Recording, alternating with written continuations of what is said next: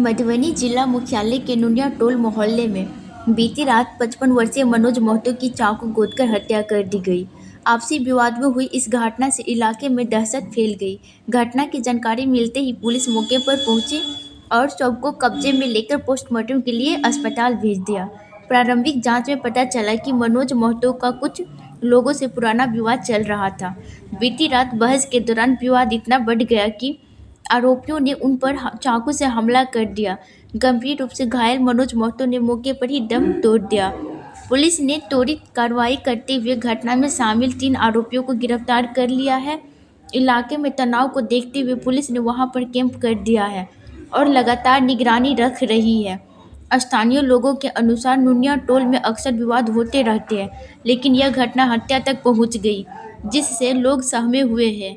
Police ने बताया कि आरोपियों से पूछताछ जारी है और अन्य संभावित कारणों की भी जांच की जा रही है। जल्द ही पूरे मामले का खुलासा किया जाएगा। हुआ था सोशल मीडिया के माध्यम से, जिसमें कि बेनीपट्टी थाना अंतर्गत ग्राम कटैया है, उसके एक व्यक्ति है मोहम्मद फिरोज, जिसमें उन्होंने पुलिस पे आरोप लगाया था कि वाहन चेकिंग के दौरान में उनके साथ मारपिटाई की गई, उन्होंने कुछ चोटें भी दिखाई थी।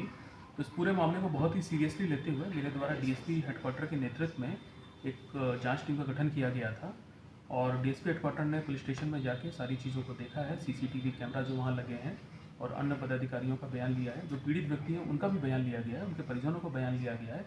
उसके बाद उन्होंने अपनी जांच रिपोर्ट दी है और जांच रिपोर्ट के बाद इसमें मेरे द्वारा कार्रवाई की गई है, जिसमें कि कुल 5 लोगों को सस्पेंड किया गया है, जिसमें थाने के सह आनी मुकेश कुमार, हवलदार रंजीत कुमार, सिपाही विक्रम कुमार, चौकीदार सुरेश पासवान और चौकीदार सुरदीप मंडल, इन 5 को सस्पेंड करके तत्काल प्रभाव से लाइन क्लोज किया गया है और इन पर विभागीय कार्रवाई चालू करने के मेरे द्वारा आदेश दिए गए हैं। इसके अलावा जो वहाँ परिक्षमान डीएसपी हैं, उनको भी वहाँ से स्थानांतरित करते हुए मेरे द्वारा पुलिस हेड यहाँ पे पुलिस अधीक्षक कार्यालय में अटैच किया गया है और वहाँ पे जल्द ही नए थानाधीश की नियुक्ति की जाएगी। देखिए, मैं आपको बताना चाहूँगा कि जो जांच रिपोर्ट डीएसपी हेडक्वार्टर की प्राप्त हुई है, उसमें कुछ निम्नलिखित तथ्य पाए गए हैं।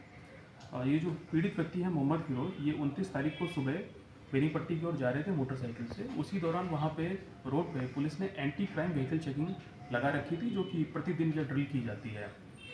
पुलिस ने इनको वहाँ पे रुकने का इशारा किया तो ये रुके नहीं वहाँ पे, और इन्होंने अपनी मोटरसाइकिल तेज़ गति से करके वहाँ पे भागने की कोशिश की। वहाँ पे और भी कई मोटरसाइकिलें हैं जिनका चालान किया गया था, तो सभी लोग रुके थे वहाँ पे। तो इस वजह से पुलिस ने फिर बल प्रयोग करके उनको वहाँ पे पकड़ा है। इसी क्रम में हुआ क्या है कि जो बल प्रयोग के दौरान जो पीड़ित व्यक्ति है मोहम्मद फिरोज, उनकी बाइक जो है तो वो अनबैलेंस हो गई और वो रोड पे गिर गई, जिससे कि वो कुछ दूरी तक घिसटा भी गए। उसके बाद पुलिस ने उनको उठाया है, फिर उनको पुलिस गाड़ी में बैठाया है और वहाँ से फिर बेनीपट्टी थाना पुलिस उनको लेके गई और थाना पे लाने के बाद उनको शिष्टा कक्ष में सीसीटीवी की निगरानी में ओडी पदाधिकारी के देख रेख में वहाँ पे उनको बैठाया गया, ताकि उनके जो मोटरसाइकिल के कागजात हैं उसको जांचा जा सके। थाना पे आने के बाद जो पीड़ित व्यक्ति हैं मोहम्मद फिरोज, उन्होंने अपनी गाड़ी के कागज़ या फिर आधार कार्ड या भी कोई भी पहचान जो कागज़ है वो पुलिस को वहाँ पे नहीं वो प्राप्त करा सके, तो उससे पुलिस को ये पता भी नहीं चल पाया कि वो उनकी पहचान क्या है। इसके बाद दोपहर में मोहम्मद फिरोज ने अपने मोबाइल से परिजनों से बात की, उन्होंने परिजनों को जानकारी दी। उसके बाद उनके जो परिजन हैं उनकी मोटरसाइकिल के कागज़ पुलिस स्टेशन पर लेके आए। पुलिस ने जब पाया कि गाड़ी का जब सत्यापन पूरा किया, तो उसके बाद शाम को पीड़ित व्यक्ति के 2 रिश्तेदारों को बुला के पीआर बॉन्ड पे छोड़ के भरा करके उनको छोड़ा गया और यही इसमें एक नॉर्मल प्रोसीजर है।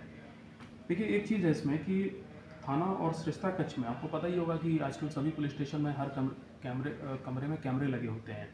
तो थाना में जो सरिस्ता कक्ष है वहाँ भी सीसीटीवी कैमरा लगा हुआ था और हम लोग ने जितना भी अवलोकन किया है, कई सारी फुटेज देखी हैं, घंटों की देखी हैं, तो उसमें जो पीड़ित व्यक्ति है मोहम्मद फिरोज, वो बहुत ही सामान्य अवस्था में बाथरूम आते हुए जाते हुए, सुबह सुबह पुलिस स्टेशन में एंटर करते हुए, इवन पीआर बॉन्ड भरते हुए और शाम को जाते समय वो खुद अपनी मोटरसाइकिल पर बैठ के जाते हुए दिख रहे हैं। तो उनकी जो चलने की एक्टिविटी है उससे कहीं से ऐसा प्रतीत नहीं हो रहा है कि पुलिस स्टेशन के अंदर उनके साथ किसी ने मारपिटाई की है, और इस चीज़ के कोई साक्ष्य भी नहीं मिले हैं और फुटेज इसी चीज़ को बता रहा है कि इस प्रकार की कोई मारपीट थाने में नहीं हुई है। लेकिन मैं ये बताना चाहूँगा कि जांच में ये चीज़ स्पष्ट हुई है कि वाहन चेकिंग के क्रम में गाड़ी जब ये तेज़ करके भाग रहे थे, उस दौरान पुलिस ने जब इनको पकड़ने का प्रयास किया तो वहाँ पे बल का प्रयोग किया और संभवतः उसी कारण इनको चोट लगना प्रतीत होता है। तो इस पूरी चीज़ को और इसके अलावा कुछ गलतियां हैं जो जो थाने पे जो उस समय पदाधिकारी थे उनसे गलतियां हुई हैं। जैसे कि देखिए, थाने पे ओडी पदाधिकारी की ये जिम्मेदारी होती है कि यदि कोई व्यक्ति, उसको कहीं भी थोड़ी बहुत भी चोट लगी है, तो वो जब पुलिस स्टेशन आता है तो उसका मेडिकल चेकअप कराना चाहिए। ये वहाँ पे जो ओडी पदाधिकारी हैं ये उन्होंने नहीं कराया और यही नियम कहता है, तो इनकी वहाँ पे लापरवाही पाई गई है। दूसरी चीज़ है कि थाने में जब भी किसी व्यक्ति को लाया जाता है तो तत्काल उसके परिजनों को सूचित करना चाहिए, ये भी नियम है। तो वहाँ जो पुलिस पदाधिकारी उस समय मौजूद थे, यहाँ भी उनकी लापरवाही गई है, उन्होंने ये नहीं किया। तो इन सब चीज़ों को बहुत ही सीरियसली लेते हुए मेरे द्वारा इन 5 इसमें 2 चौकीदार हैं, 1 सिपाही है, 1 हवलदार है और 1 एएसआई है, इनको तत्काल प्रभाव से सस्पेंड कर दिया गया है। और जो वहाँ पे परिचमान डीएसपी थे, उनको भी वहाँ से